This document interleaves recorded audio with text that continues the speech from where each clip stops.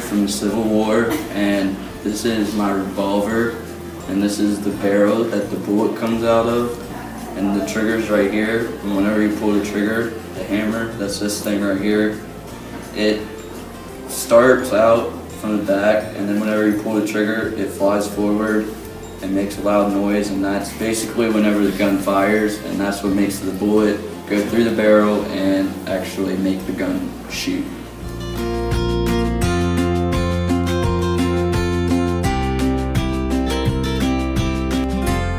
Bang!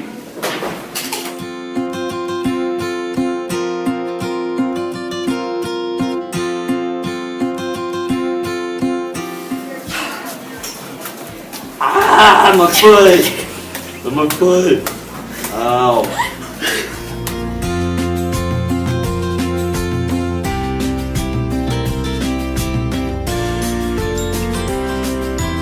Hey, I'm Nurse Alli.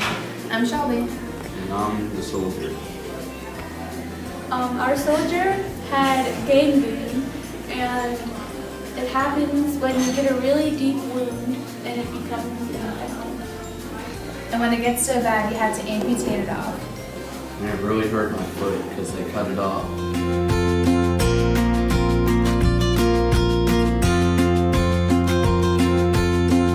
Hey, I'm Amy.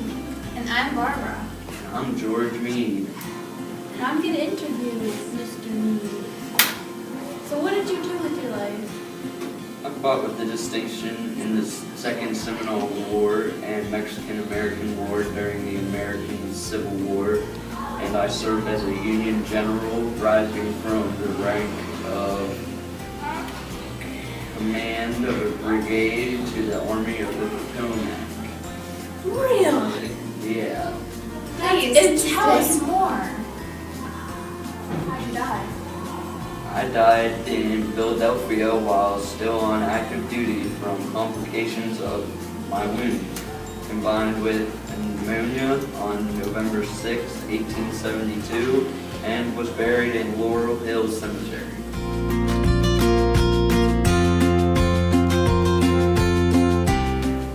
Wagon for sale for $50.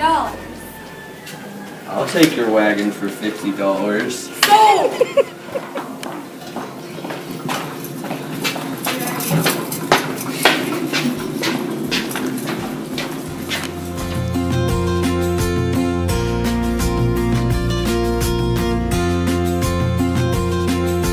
Welcome back. We are still interviewing General Meade. So, can you tell us about your personal life? I was one of 11 children and was born on December 31st, 1815, of American parents then living in Cadiz, Spain. My father, Richard Orson Meade, a wealthy merchant, ran into financial and legal difficulties there as a result of the Napoleonic Wars, 1804 through 1815. After returning to Pennsylvania, I went to school at Mount Hope Institution at Baltimore, Maryland.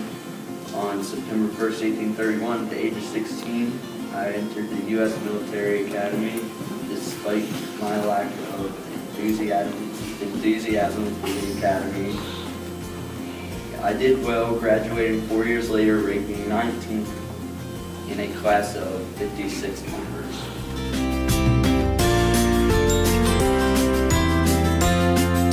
At 2100 hours, began attacking the cavalrymen and going forward at General Judson Kilpatrick's group to help prevent from attacking at Monterey. Afterwards, if a victory, gather the materials from the other side.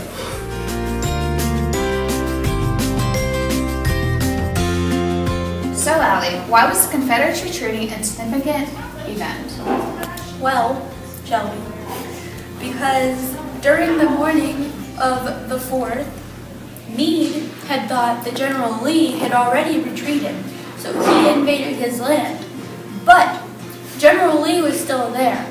But instead of attacking General Lee and his troop, he cut off the escaping route. So Lee was trapped there, and Meade ran away. So why was Meade surprised? Because Lee was still where he had been, because he was determined to stay there instead of retreating. And lastly, why should we remember the war? Because it reminds us of how cruel and revengeful some of the people could be just for the win.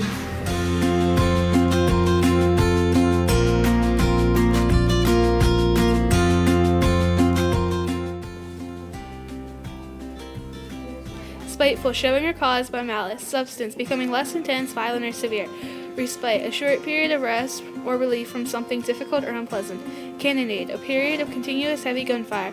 Formidable, inspiring fear or respect through being impressively large, powerful, intense, or capable.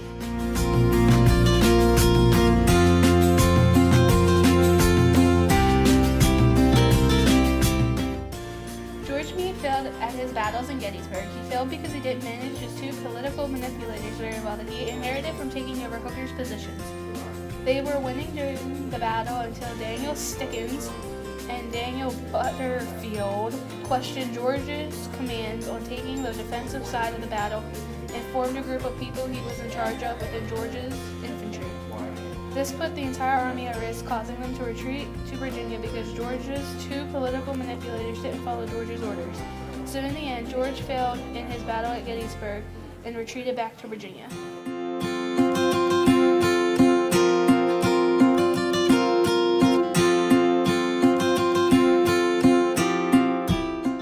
When the battle was over, the Army of the Potomac suffered 23,049 casualties.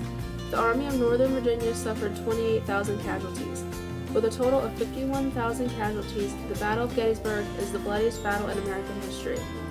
In an area of 25 square miles, the battle was fought with 172,000 men and 634 cannons.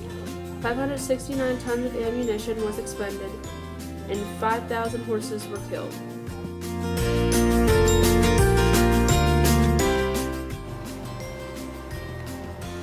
The Union won, but only because Lee retreated. Though if you had looked at the facts, Lee defeated more of the corps, so he would be the technical victor. So I would name Lee the hero, since he won statistically.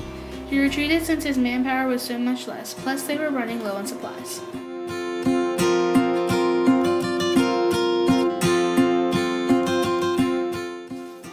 The idiot of the day was the Confederate Army. Because they retreated, they had killed more of the Union soldiers than the Union had killed of their own. If they wouldn't have retreated, General Lee would have been able to see the Union coming and would have been able to fight back. Also, because they were the ones that didn't bring enough supplies.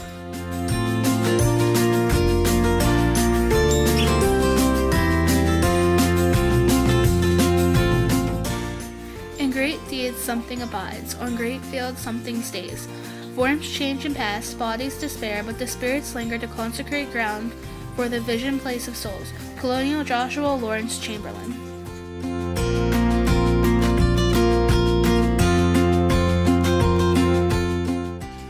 Fourscore and 7 years ago, our fathers brought forth on this continent a new nation, conceived in liberty and dedicated to the purpose that all men are created equal.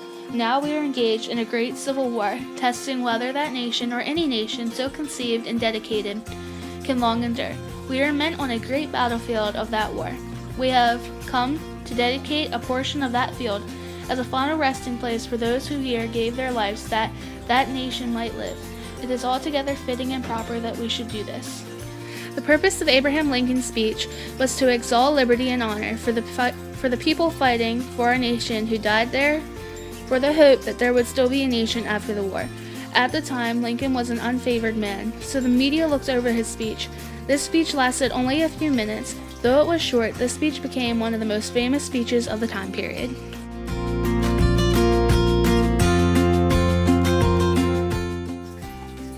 On the left side of this map, you can see where the Confederate Army retreated after the Union Army pushed them back. The general of the Confederate Army was General Robert E. Lee, and the general for the Union Army was General George Meade.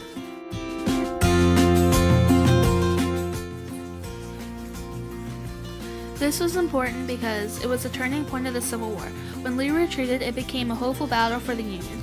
The Battle of Gettysburg was the bloodiest and worst, but in the end, it became the most important battle of the Civil War.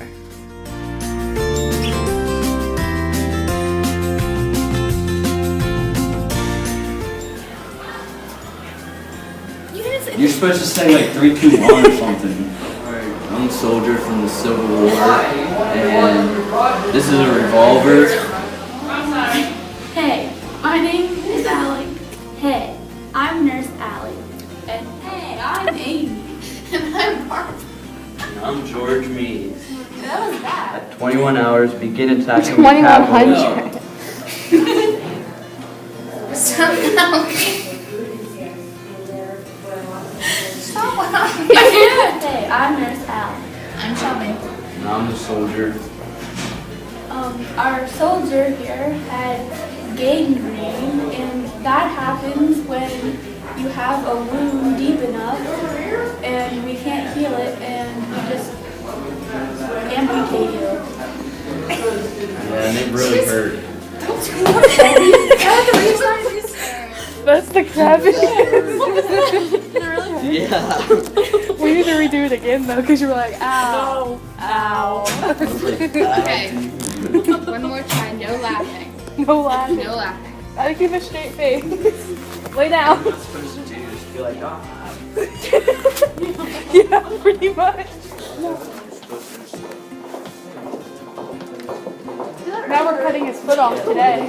Sweet! You remove that limb. Is it gangrene? Huh? Is it gangrene? Is that why you have to cut it off? Yeah. Did you guys know about gangrene? It was rampant during Civil War. Oh, yep, that's what we're using. Hi, I'm Nurse Shelby.